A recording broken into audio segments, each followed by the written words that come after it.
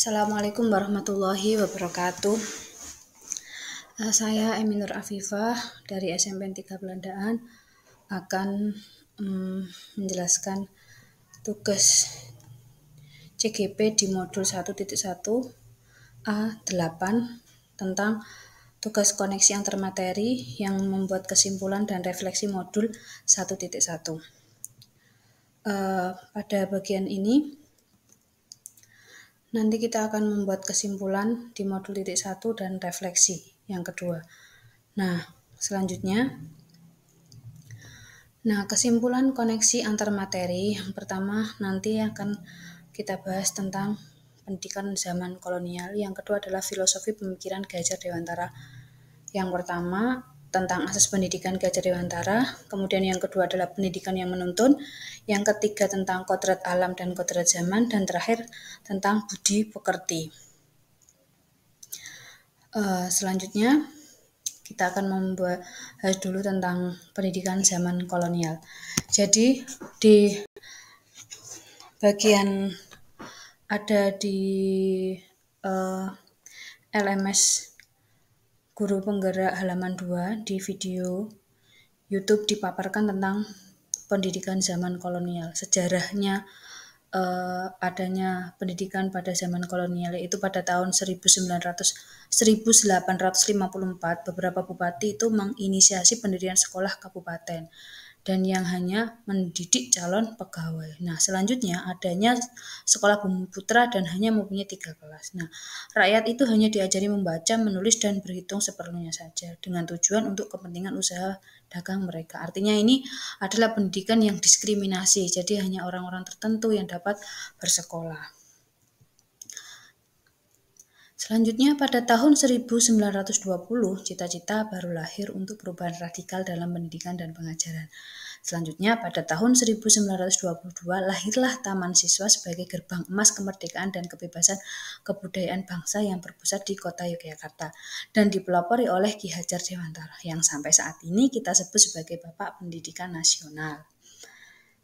Itu tentang sejarah pendidikan zaman kolonial.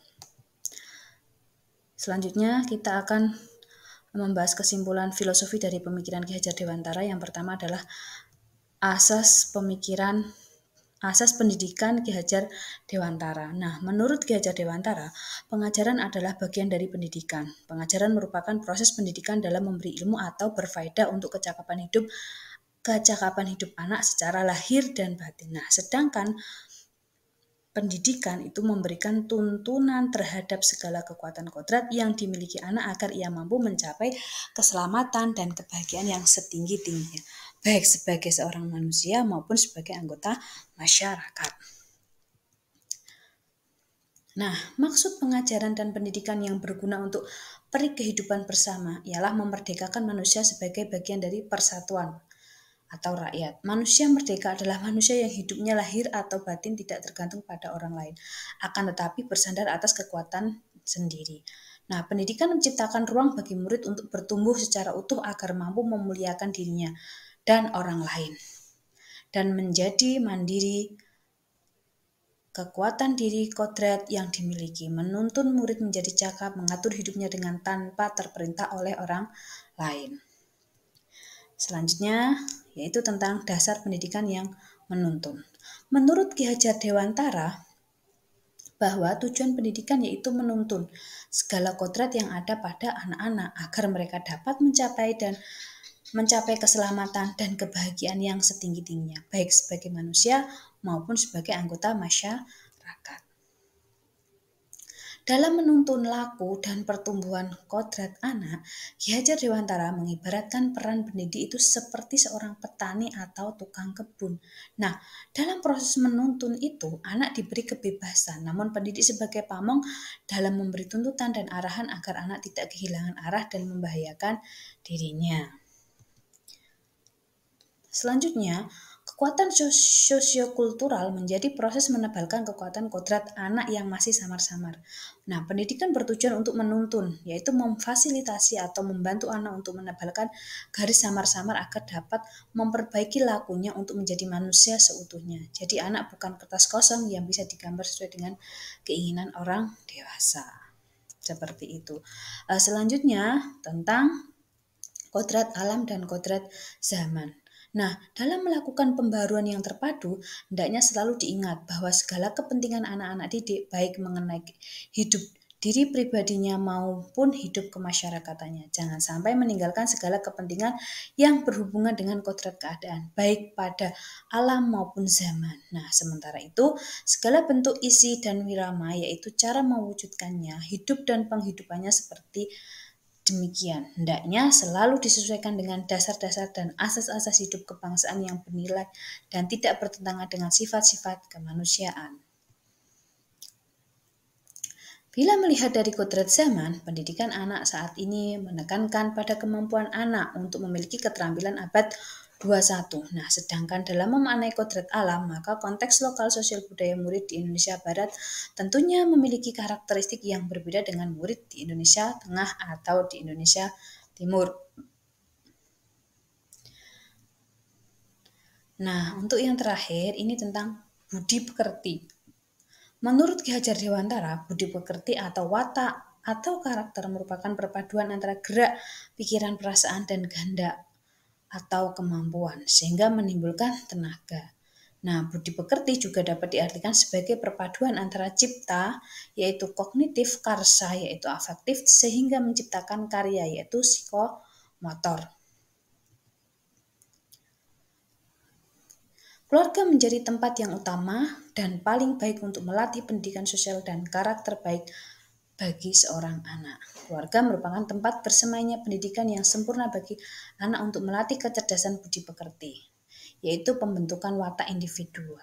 Keluarga juga merupakan sebuah ekosistem kecil untuk mempersiapkan hidup anak dalam bermasyarakat dibanding dengan institusi pendidikan lainnya. Nah, ini yang sering kita dengar pada semboyan Ki Hajar Dewantara itu tentang pendidikan, yaitu ing ngarsa sung tulodo ing madya mangun karsa tut wuri handayati ing tut. Jadi guru itu kalau di depan jadi seorang suri tauladan bagi muridnya. Kalau di tengah itu membersamai murid-muridnya dalam membangun ide dan gagasan, dan di belakang guru harus jadi pendorong atau orang yang memotivasi murid-muridnya. Demikian tentang kesimpulan dari koneksi antar materi, dan yang terakhir ini adalah refleksi. Jadi pada refleksi di pendidikan kolonial itu alhamdulillah saya sudah lahir pada kebebasan berpendidikan, sehingga saya menikmati pendidikan dengan sebaik-baiknya. Selanjutnya tentang pemikiran Ki Hajar Dewantara. Sebelum saya mempelajari modul 1.1 ini, saya merasa bahwa selama ini saya terkadang masih kurang memperhatikan murid, dalam arti memperhatikan keberagaman dari segi kemampuannya, karakter, dan minat mereka. Terkadang saya juga masih mempunyai harapan menuntut murid, bukan menuntun. Padahal apa pemikiran Ki Hajar Dewantara, yaitu pendidikan pengajaran itu adalah menuntun. Nah, tetapi setelah mempelajari modul 1.1 ini, saya tergerak berusaha memantapkan diri menjadi pembelajar yang disemboyankan dan mengikuti jejak filosofi pemikiran Ki Hajar Dewantara, bahwa pembelajar atau guru itu harus memusatkan perhatiannya kepada murid dalam segala hal, menuntunnya agar murid tersebut dapat menikmati menjadi seorang pembelajar yang seutuhnya dan dimanusiakan. Selain itu, saya sebagai pembelajar juga harus menguatkan pengalaman diri melalui keinginan terus belajar, yaitu menjadi pembelajar agar dapat mengikuti perkembangan zaman. Murid juga harus menikmati pendidikan yang berdasarkan kodrat alam dan zamannya. Saya berusaha memahami keberadaan murid saya dengan latar belakang alam yang berada di perdesaan yang cenderung kehidupan sosialnya tinggi, sehingga untuk senantiasa mengingatkan bahwa jika ada kebiasaan-kebiasaan baik di dalam kehidupan masyarakat, sebaiknya juga dipraktikkan di sekolah dan sebaliknya juga. Jadi ada kebiasaan-kebiasaan atau kearifan-arifan sosial, kearifan lokal yang baik di sekolah juga mampu bisa diterapkan di masyarakat. Saya juga berusaha menggunakan pembelajaran digitalisasi sesuai dengan karakter anak zaman sekarang, dengan memanfaatkan HP untuk pembelajaran melalui beberapa platform. Selain itu, saya berharap pada diri saya sendiri bukan menjadi pembelajar yang mendiskriminasi murid dan hanya fokus pada murid-murid tertentu, tetapi harus mempunyai jiwa adil untuk seluruh murid saya. Demikian hasil dari tugas di modul 1.1.A.8 tentang koneksi antar materi yang membuat kesimpulan dan refleksi. Terima kasih, mohon maaf. Wassalamualaikum warahmatullahi wabarakatuh.